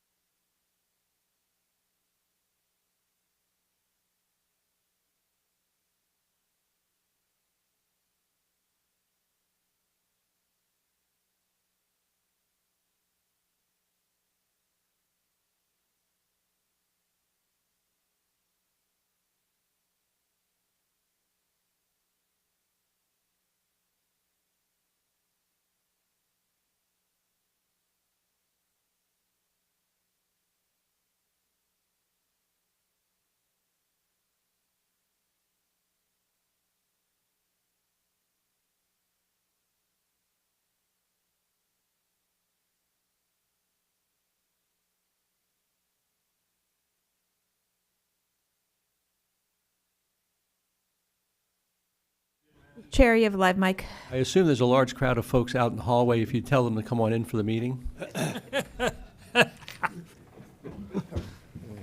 Ms. Patterson? Yes, sir. Starting back on item 11B, Mr. Bosey. Thank you, County Manager. Mike Bosey, Planning Zoning Director. The request was simply to waive the nighttime hearing and have the board hear the proposal for land development code amendment for floating solar facilities be heard at two regular agenda items. I think there may be some commentary or questions or some direction the board wanted us to provide, or some of the board members would like to suggest to how we're going to move forward with these proposals. So I would open myself for any questions or any direction from the Board of County Commissioners. Commissioner McDaniel, you had this pulled off the consent. Yes, I did, and I just wanted, what I envision is a modified or simple conditional use process. I know that we're being ordered by the state to adjust our land development code to accommodate these floating solar facilities. And my understanding of the language that came from the state was something along the lines to use our best efforts to accommodate these uses. What are you pointing at? The highlighted area, number 3, I think is most pertinent to your direction. And what it says is they must be a permitted use with an appropriate land use category in each comprehensive plan and land development regulations. So and Mr. Klatzkow could help me out with this, but I would think that we would need to make these permitted within a zoning district, and then all other zoning districts, if you'd like to make them conditional or prohibited, that would be the discretion or direction of the board. So your interpretation is we pick one zoning district that they become allowed as? Reading the 3, a floating solar facility shall be a permitted use in the appropriate land use categories in each local government. Comprehensive plan in each local government must amend its LDC regulations to promote the expanded use of floating solar facilities. I would interpret that we need to make that as a permitted use, but the county attorney may have a different read on it. Let's hear what the county attorney has to say. And if I would, can. Yeah, I would say that if the legislation says in appropriate land use categories, they're really looking to us to determine what those appropriate land use categories That's are. what I was thinking. Unless there's some other guidance, and there may be some in the legislative history of that language. But Mr. Klatzkow? Well, if you make it a permitted use, you're keeping with the language of the statute. However, if you make it a conditional use is an activity that is permitted in that center, but we get to place conditions. And the statute also has certain conditions we could probably put on it, including buffering. Could it be challenged if you do a conditional? Yeah. Would it be challenged if you do conditional? Probably not. Would it be challenged what? It could be challenged under the language of the statute, but I don't think it would be challenged. I understand. The language there where it says in the appropriate land use categories doesn't give us any guidance as to what those categories are, and my assumption would be that we make that determination. So, for example, if we said it's permitted in commercial districts, but it's not appropriate in a single-family development, for example. It seems to me that they're giving us that ability to determine what land use classifications are appropriate for this to be a permitted use. Yes, sir. Well, in my thought process was allowing for them as a conditional use allows us to identify the individuality of the different requests that come forward. We don't have a specific land use category for a lake unless it's a mining operation. When I get done digging, I shut off my pumps and I have a waterfront community. So designating a particular use as an allowable use would allow us to have community input, which is imperative, and also take into account the differentiations of the individual requests, if they even come forward. I mean, with the advent of what's going on, who knows whether the solar power is going to be as all that is what everybody thought it was going to be. Commissioner Hall. Thank you, Chairman. I tend to go along in thought process with Commissioner McDaniel, where I would, if we have to do something, I would like to do the least that we have to do and give us the choice to do what we want to do. So when I say, a floating solar facility be permitted in an appropriate land use category, I go the opposite direction. I go to agriculture instead of commercial district. Okay. So if we made it permitted in agriculture and then somebody wanted to ask for conditional use in another area, we would have that choice. Yeah, I agree. I think we have the ability to pick one or two land use categories to say this is where it would be appropriate, and everywhere else it would have to be a conditional use. We could still be challenged, but I agree with the county attorney. I don't think there would be any challenge to that. But anyway, what is the request now for us to waive? The request is to waive the nighttime hearing, which is normally a customary approval from the Board of County Commissioners. You will just hear it at 2 of your regular scheduled hearings. One thing I would like to clarify, and this is how it's proposed right now, just upon when we went through our coordination with DSAC Subcommittee and the Planning Commission, we were proposing as permitted by right in ag, estate, public use, and community facilities. So we would narrow it down to just a rural agricultural as a use allowed. And then what I really wanted to have some feedback upon is if these were, say, a facility, say an industrial property wanted to have, and it had a water management lake within that industrial property, if they wanted to have a solar facility developed as an accessory use there, would you still want that to be a conditional use, or would you find the accessory use within, say, an industrial zoning district as a allowable accessory use to the principal? And I know that's a little nuanced, but those are things that we will have to deal with as we're writing the code specifically. Commissioner McDaniel. Yeah, not in the estates. Okay. Yes. Yes. Okay. Yes. Community facilities. No, what I don't mind anybody coming and asking. And Commissioner Hall, agriculture scares me as well. That encompasses hundreds of thousands of acres in Collier County. I am a miner. I have a conditional use on a agriculturally zoned piece of property, and as I said, when I get done digging, I shut off the pumps, and what do I have? I have lakes. So you have the potential by right of these solar fields popping up in lakes throughout our community without anybody having anything to say about it. And so I'm in agreement with you with regard to restricting the allowable uses by right at all, down to a minimum. And in my personal viewpoint, the public use probably is the most prohibitive that we in fact have, because we aren't going to do anything as a government that wouldn't necessarily be known to the community. And then allow for agricultural estates. C1 through 5 is fine as an ancillary use, as long as it's a conditional use. I want to be able to have the conditions to protect the community.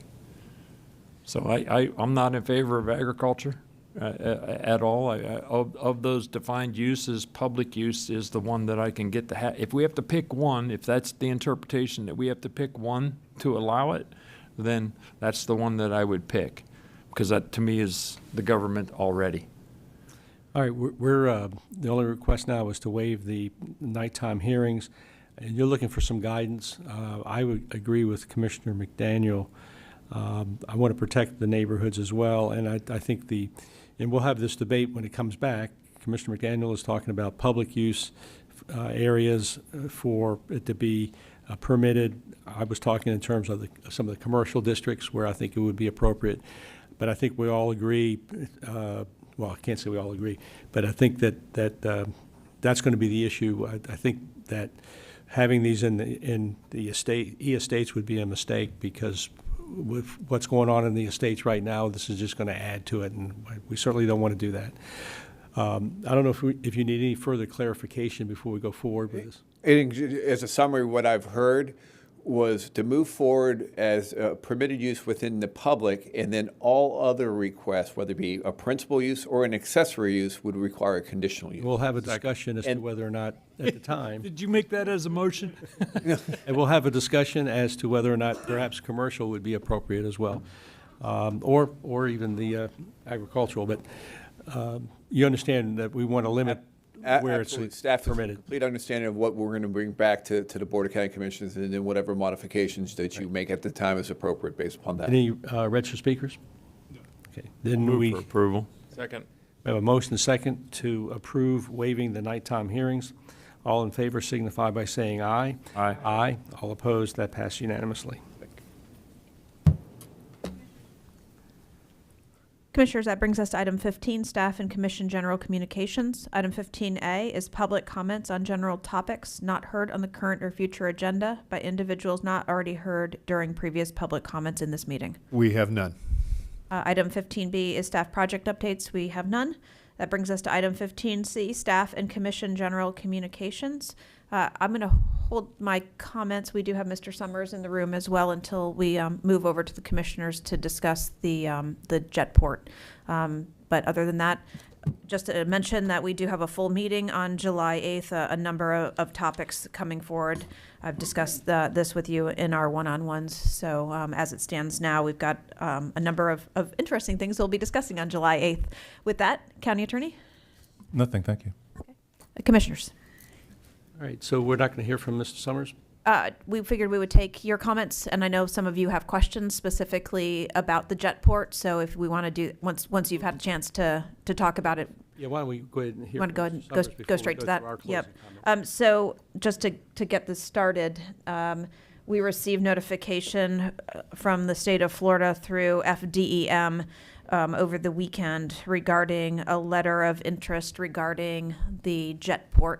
So this is the landing strip out in the middle of the Everglades, not to be confused with any of the county-owned. This is operated by the Miami-Dade Airport or Port Authority. For this property to be utilized for emergency purposes. As more information became available to us, there's a proposal now that between the federal government and the state of Florida to utilize the property for a temporary detention center.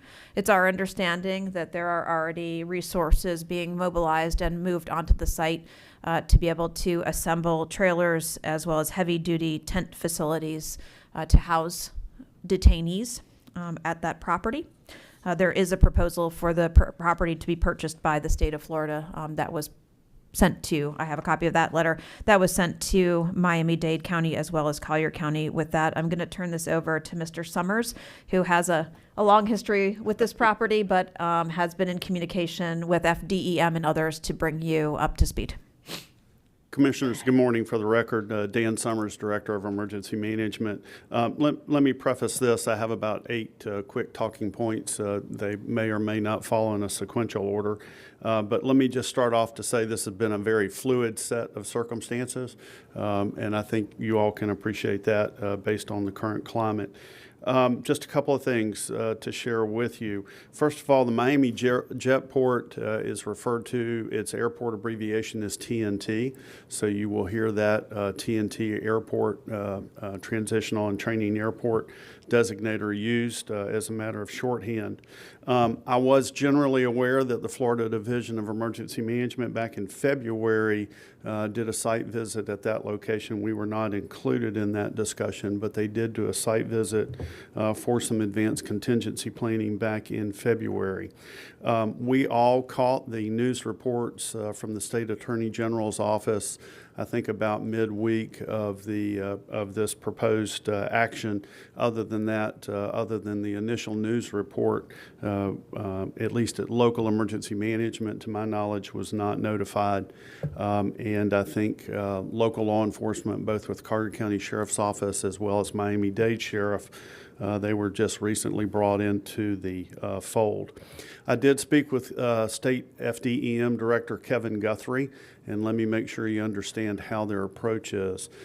Kevin Guthrie, certainly a busy man because he has been supporting the Israeli evacuees coming into the state of Florida under the governor's request, and then also his role is setting up the logistics for this base camp, if you want to call it that, where they're bringing in mobile trailers and heavy-duty tents and other wraparound services for this detention facility. And I did see those resources inbound yesterday. I have not made a site inspection. I don't know that that's necessary at this point, but we're very familiar with the property.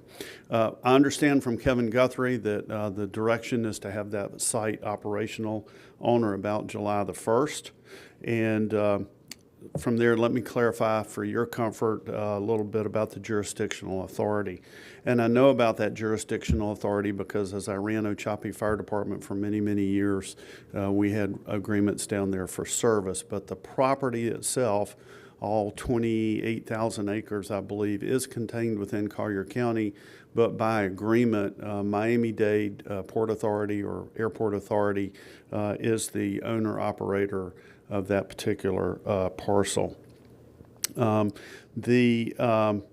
Basically, the county has no jurisdictional authority on that site.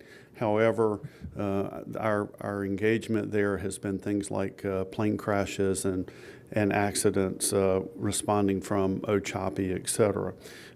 That airport facility, if you've not been on campus, there is really just the gigantic single runway, a little bit of cleared space, a couple of mobile homes, a power line, and a couple of pole barns, and a lot of real estate is really all that's out there at that particular location. So there's minimal infrastructure. I know Jack Wirt and I looked at that site at one time for a possible air show. The detention facility, the lead operator will be the Florida Department of Corrections. So you've got Florida Department of Corrections working with federal and state law enforcement agencies for that detention. The FDEM role is related to the logistical support of that site. I did speak with Colonel Bloom last night and make sure that we were all on the same piece of music. He in turn has also been in touch with Miami-Dade Sheriff so that any further evaluation for any off-site consequences is being planned for. Again, the bulk of this, the state has said that they are going to take the responsibility for on-site emergency services. That includes fire and EMS. So we have been told there will be no taxing of our resources. But again, I think as these things kind of materialize and mature, if we run into a hiccup, we know that all the parties can gather around the table and work that out. The state has also indicated, as I mentioned, the fire and EMS services, and I'm going to talk with Miami-Dade EM today and make sure that they're also handling any backfill of any fire and EMS assets. If you've been out there, you know it's a long way from nowhere. And we would encourage them to look at air operations if needed for medical evacuation, probably from Miami-Dade that has more air assets. I'll maintain that open line of communications.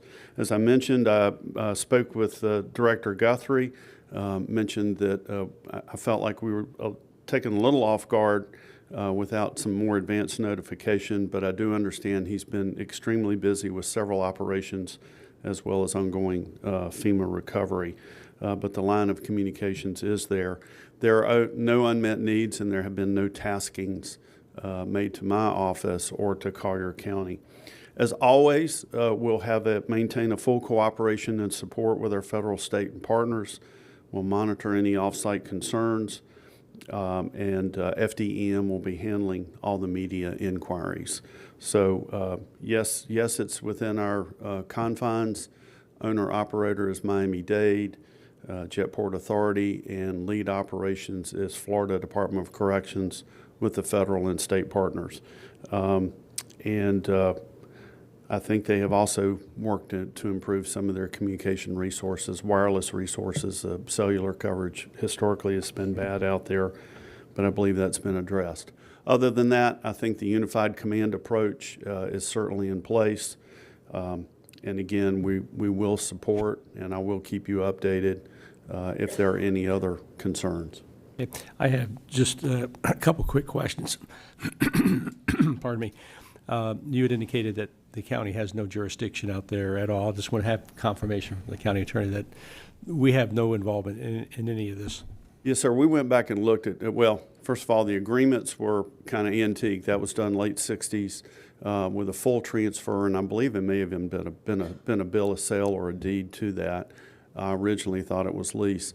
I misspoke a little bit about that property. The agreement that I had on file for Ochapi was really related to services, fire services, and other support, but it's clear in my mind that we do not have jurisdiction. The reason I ask that is we are going to get requests, have already gotten requests to weigh in reference to this project.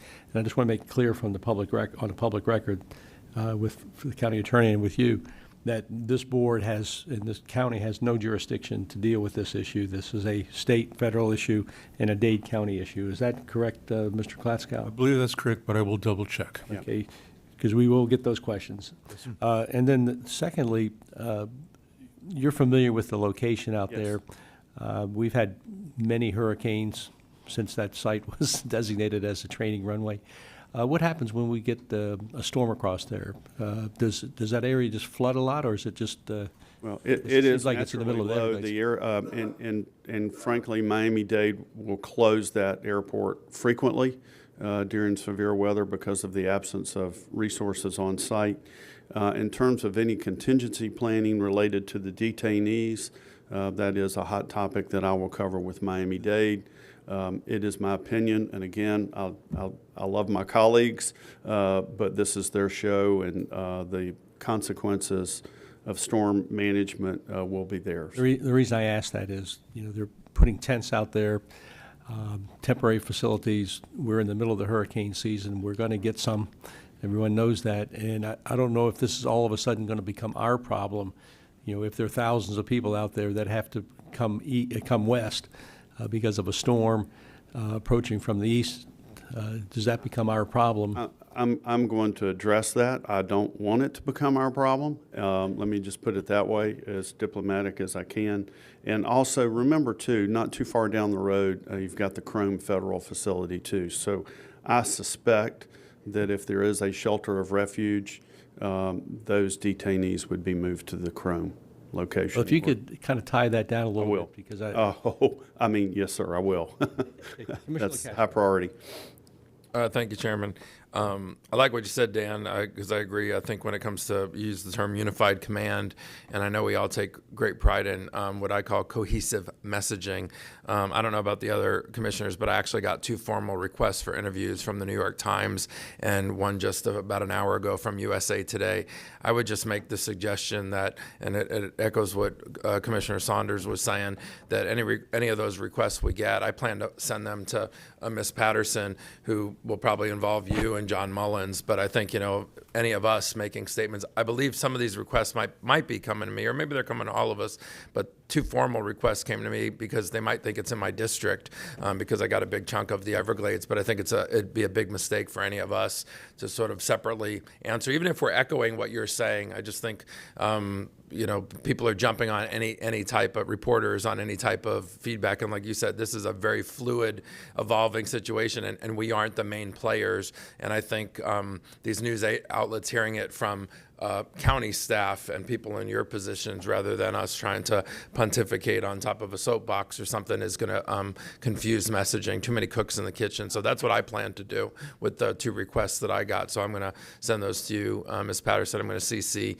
I'll send it to the 3 of you, because John Mullins obviously is involved a lot of times, all the time, in our messaging to the media and press. And I, for one, I'm not going to make any kind of comment and confuse the situation. Thank you, Commissioner. And to be a little more candid than that, if I did make that perfectly clear to Director Guthrie, And he said, we absolutely will handle all the media inquiries. And my plan, I've received several as well and withheld that, confirming Kevin Guthrie's point of contact.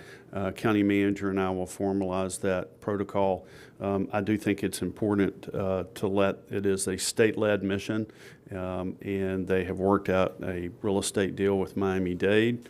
And I would say, other than that, we're Switzerland in this environment, unless there's some other request. And in my forward, I don't plan to reply back to the reporters to let them know what I'm doing, because that then opens up this huge dialogue. Then they go, well, just a couple of quick questions, and it becomes, sloppy. But I appreciate you taking this on and keeping us posted. I think Commissioner Saunders really brought up one of the main key points, that it might be a big chunk of empty land out there, and maybe somebody was salivating, thinking they can do something with it. But sitting here in the middle of hurricane season, I sure would hate to see this plop in our lap, that 1,000 detainees that were sitting in tents now need food, shelter, transportation, and all that.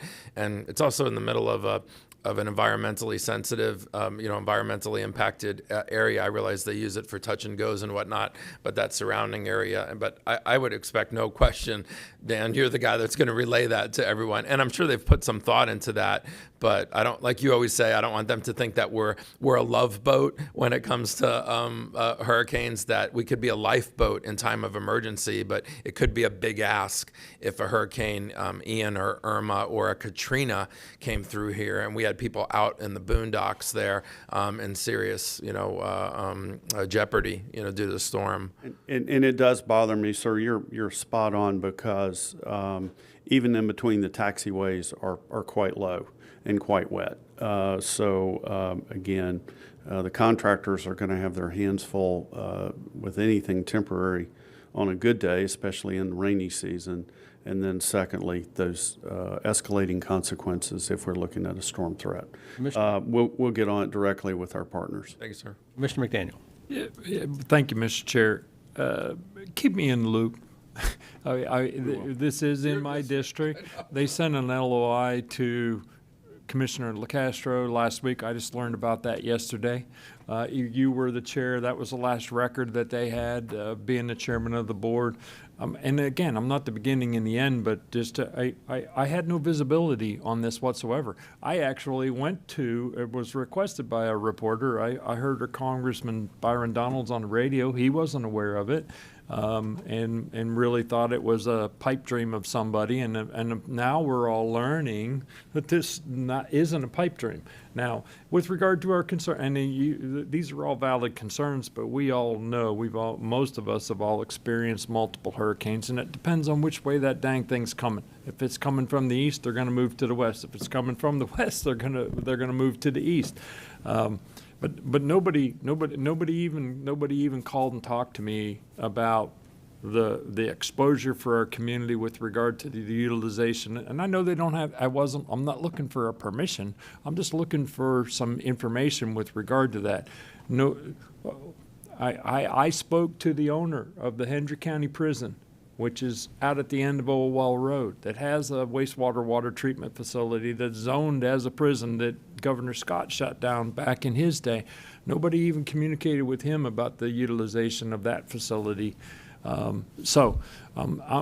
Communication's 9/10 of the law, and I absolutely concur that we should stay out of the media with regard to this. Unified command is, in fact, the way to go. I'll direct my questions and comments over to the county manager's office as well, but minimally send us one-way communications. I just learned today that you knew of a site inspection that was going on out there in February of this year. Not that you knew what they were doing, and I'm not throwing any rocks. No. Please, I'm just, I'm frustrated because people look to us to kind of sort of know what's going on. And I already gave a report to a reporter with regard to the knowledge that I had at the time last week when this first bubbled up, that this wasn't even coming as a facility. I actually even stepped out and said this wasn't working. Commissioner, I'm known for my candor, and I won't let you down. The calls that I made on Saturday to FDEM, to my regional, up my chain, and staff was at Tampa, was this, as of Saturday, was investigatory only. It went from investigatory to assets being deployed with my next follow-up call. I have to be careful about not biting the hand that feeds me, but I too am disappointed in the absence of a courtesy call on this. I spoke with Kathleen Passett, our senator, this morning, and granted, she was traveling, so she was a little bit out of the loop, but she wasn't even made aware that this facility was coming in, and that's my major frustration. It's, you know, everybody's got an opinion with regard to the environmental sensitivity and potential exposures and so on and so forth, but the bottom line, communication's 9/10 of the law. And I'll wrap up here and just say this. We know we have a great deal of respect for the law enforcement sensitivity, but law enforcement sensitivity deals with the crisis component. The county deals with the consequence component. So we're the second ring around that operation, if you will. And again, I think we can handle it. Just a little disappointed that we didn't get quite the heads up that we deserved and I needed to pass along to you. So we're caught up, and I'll can assure you we will keep you informed. I'll just add, I got that letter of intent, a day or two ago, and I think 5 minutes after receiving it, I just happened to be doing email at the time. I read it, and I knew that I wasn't the person who should get this, nor did I really know exactly what it was. So I sent it to Ms. Patterson and Mr. Klatskow, and then they were already starting to get feelers, but that's the last correspondence I got. And I would expect, Ms. Patterson, I think you did reply back to that person saying Commissioner LaCastro isn't the guy that should get this. They should be dealing with you. So I think we corrected that misconnection. And then I assume then you or somebody is who informed Commissioner McDaniel, because I couldn't. But I figured you would. Yes, sir. As this situation continued to evolve when we were in one-on-ones yesterday, we brought each of you the information we had at the time, which actually was started as basic in the morning. Yeah. And by the afternoon, we found out that they were actually mobilizing. Yeah. So it was definitely a dynamic situation yesterday with our level of knowledge. We, like you, had heard some reports about some investigation, but didn't quickly realize that it was way beyond that. I would only add there is some confusion on social media. I kind of monitor things a little bit. Sometimes you do hear some good things that you need to jump on. There are a few people that are confused, and they're confusing this with the Everglades Airport. And so we just clarified that here, because a lot of people don't know about this airstrip. Mm-hmm. And so there's been so much talk about the Everglades Air Park recently and what we might do. And it's being morphed on in some, and I'm not jumping on it and making the correction, because then you're having a town hall meeting on Facebook. But I think the more we put out, we should clarify that, because not a lot of people are aware of this location, and they're confusing it with the Everglades Air Park. Somebody put out a map and point at where it is. And that will help clarify a lot of the mis and disinformation that's out there. And I think with Mr. Mullins' help, we'll make sure that we've got FDEM and Collier Sheriff's Office on the same page. I'm going to just wrap this issue up with, there are a couple very important points for the public to fully understand. We've brought those out. The first one being, this county has no authority, has no jurisdiction, has no say in what goes on at that airport. This is a issue coming out of Tallahassee. We were not consulted in any way in terms of whether it's a good place for this type of facility. Not our issue. So when people ask us, what can we do? The answer is obviously contact the state government. We have no say, and that's not going to change. Whether this is a good idea or a bad idea, again, not for us to opine on. If I'm asked, I'll give my opinion, but only as an individual, not as someone representing the county, and because we are going to be asked those types of questions, and I think that the public just needs to understand we have nothing to do with this. Right. All right. Thank you. Anything else on that topic before we move on to the conclusion? All right. Thank you, Commissioners. Thank you. Then we'll go to our last item, which is County Commission communication. Commissioner Hall, do you have anything for the good of the order here? Nothing for the good of the order, other than if I'm ever notified by fake news, it's crickets. from me. That's probably why they keep calling me. They're getting crickets from everybody else. And Commissioner McDaniel. Yes, thank you, sir. I have 2 points, and I asked about these yesterday, but I just want to make a formal request. We had some discussion about a tower at Ochapi and that fire station down there. I'd like to get an update on that soon as to how we're going and what we're doing, because that was a very contentious item. And Yes, sir. maybe we can put one out at the jetport while they're moving facilities in. And then the other is I had a request for a notice, an expansion of the notice requirement for rezones. So we, even to include agriculture, basically all lands. I think it's time for us to expand those bounds. I have been caught a couple of times with a very limited amount of people knowing that a rezone request is coming. So I would like that to be addressed you don't have to do it now unless you're ready to say something about it. Mike, do you have, Mr. Bosey?